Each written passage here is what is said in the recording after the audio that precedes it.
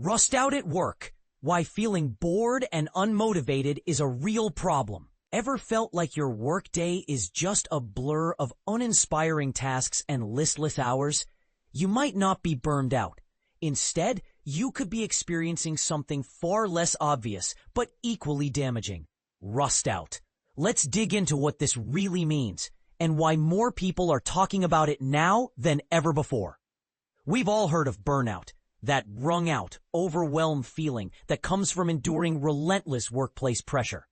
Burnout, recognized globally as an occupational hazard, is often marked by deep exhaustion, a sense of estrangement from yourself or others at work, and a diminishing feeling of accomplishment as stress piles up unchecked. But here's where it gets controversial. What happens when the problem isn't too much stress, but too little challenge? Welcome to the lesser-known realm of rust out. At first glance, it may sound absurd.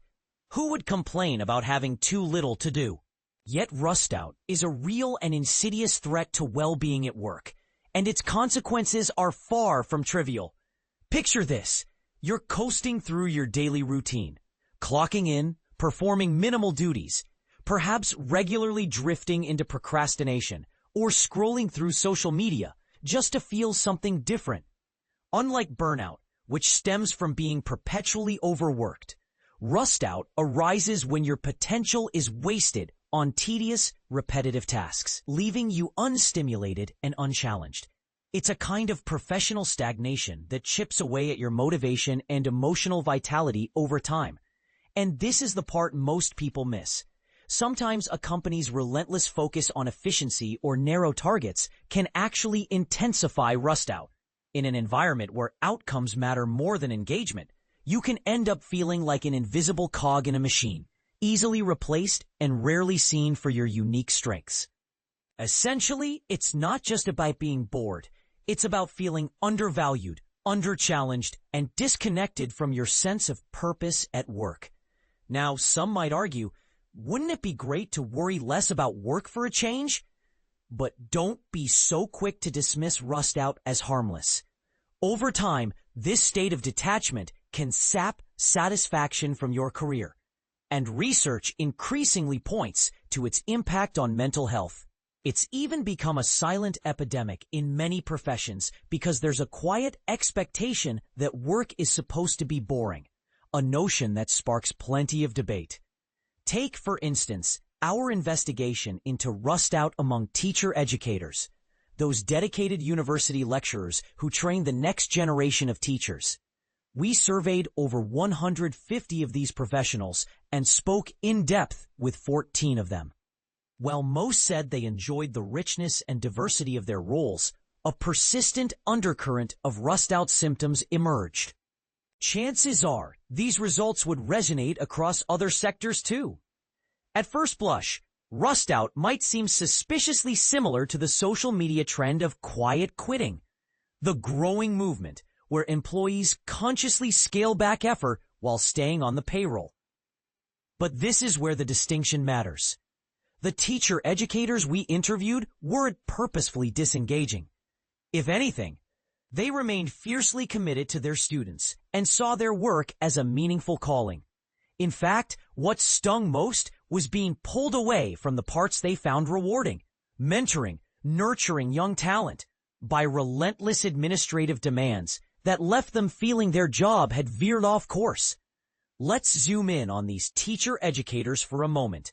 In universities, their days are a jumble of teaching, supervising practical placements, mentoring, and drowning in paperwork.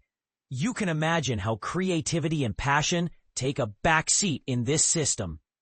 There's less and less time for research, which ironically is increasingly prized by universities focused on metrics. One educator lamented that a staggering 70% of their work was now mired in administration, calling it very depressing.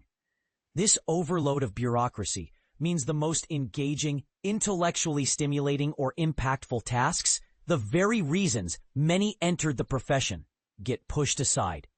Another teacher educator confessed, "I often feel I've achieved nothing by Friday. There's no sense of progress." But here's where things get controversial. What happens when your job's expected duties don't align with your skills or aspirations? Many highly qualified staff wound up trapped in monotonous roles far below their abilities, never challenged or invited to step outside their comfort zones. One participant described it poignantly.